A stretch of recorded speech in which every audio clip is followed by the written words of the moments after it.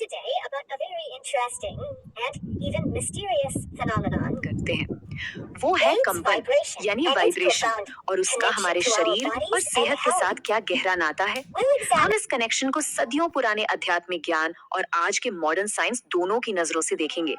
आइए इस सफर पर साथ चलते हैं। ये बात सुनने में बड़ी गहरी लगती है ना?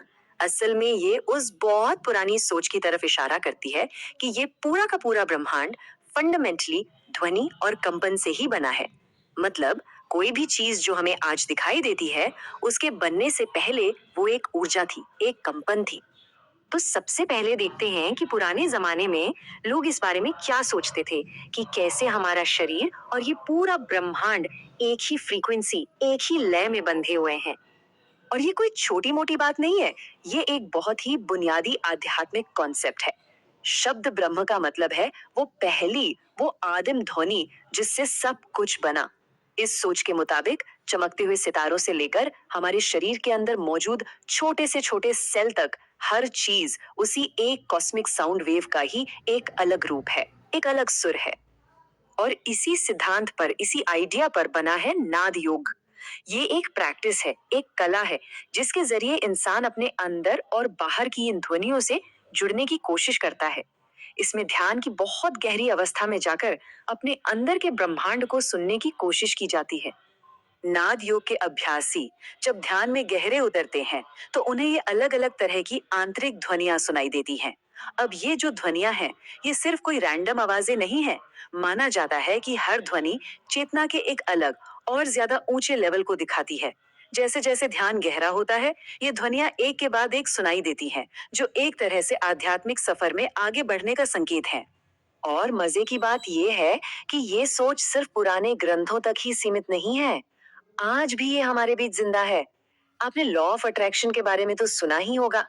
उसकी बुनियाद भी यही है कि हमारे विचार भी एक तरह की एनर्जी है, एक वाइब्रेशन है जो न सिर्फ हमें बल्कि हमारे आसपास की दुनिया को भी प्रभावित करते हैं। ठीक है, तो अब तक हमने आध्यात्मिक पहलू देखा, लेकिन कहानी का दूसरा पहलू भी तो है। चलिए अब थोड़ा संशयवादी नजरिया अपनाते हैं और देखते हैं कि विज्ञान इन दावों के बारे में क्या कहता है। क्योंकि सच की खोज के लिए सिक्के के दोनों पहलुओं को देखना जरूरी है। तो नए जमाने की कई आध्यात्मिक विचारधाराओं का जो मूल दावा है वो ये है। सुनने में ये बहुत अच्छा लगता है ना, कि पॉजिटिविटी मतलब हाई फ्रीक्वेंसी और नेगेटिविटी मतलब लो फ्रीक्वेंसी। एकदम सिंपल। लेकिन यहीं पर मामला थोड़ा पेचीदा हो जाता है।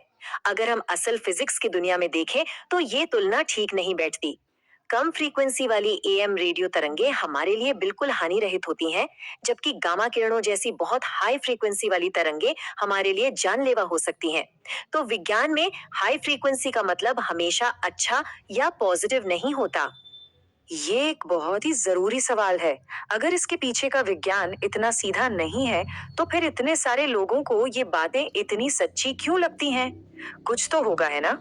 इसका जवाब हमें विज्ञान की ही एक दूसरी ब्रांच, साइकोलॉजी में मिल सकता है। इसका एक बहुत बड़ा कारण मनोविज्ञान में छिपा है, जिसे कहते हैं कन्फर्मेशन बायस।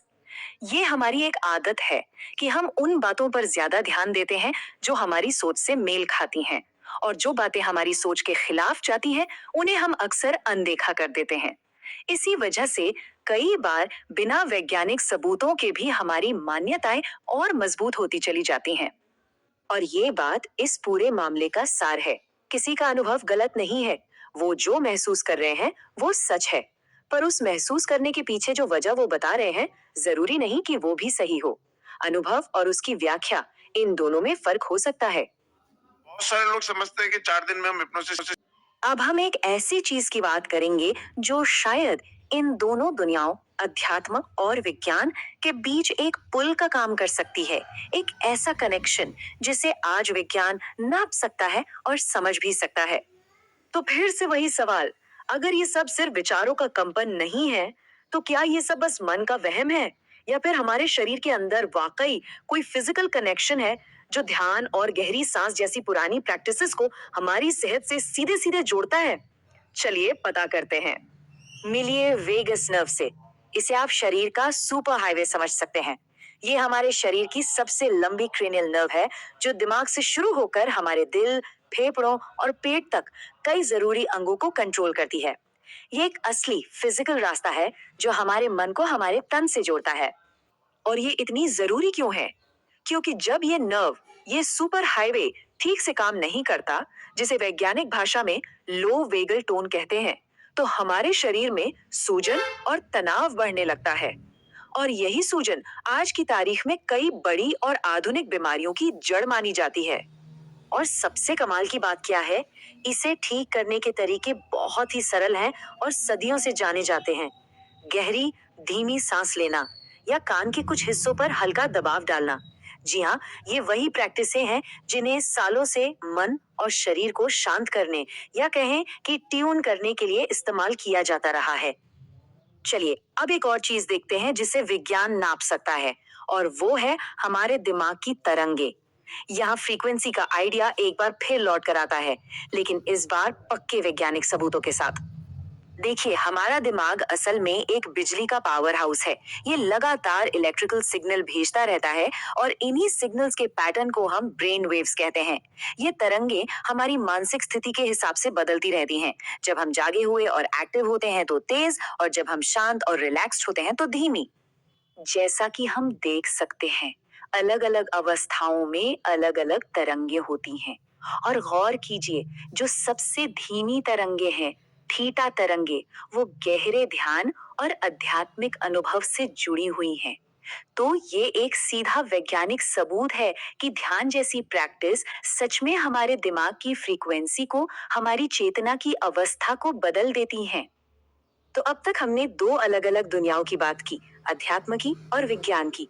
अब इन सारे धागों को एक साथ जोड़कर देखते हैं कि आखिर तस्वीर क्या बनती है। क्या ये दोनों दुनियाएं एक ही सच की ओर इशारा कर रही हैं? इस नंबर को देखिए, $3.5 ट्रिलियन।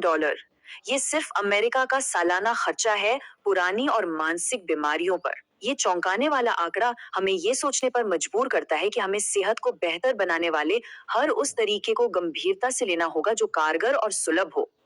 तो सार ये है, हो सकता है कि ब्रह्मांडीय कंपन जैसी बातें असल में एक रूपक हो, एक मेटाफर, लेकिन इन बातों से जो प्रैक्टिस, जो अभ्यास निकले हैं, जैसे ध्यान, गहरी सांस लेना, उनका हमारे शरीर पर, हमारी बायोलॉजी पर एक ऐसा असर होता है जिसे आज विज्ञान देख सकता है, नाप सकता है। तो आखिर में ये सवाल बचता है, क्या विज्ञान और आध्यात्मिकता असल में एक ही सच को बताने के दो अलग अलग तरीके हैं, दो अलग अलग भाषाएं? शायद सदियों पुरानी समझ और आज की खोज के बीच की दूरी उतनी नहीं है जितनी हम सोचते हैं। इस पर सोचिएगा जरूर।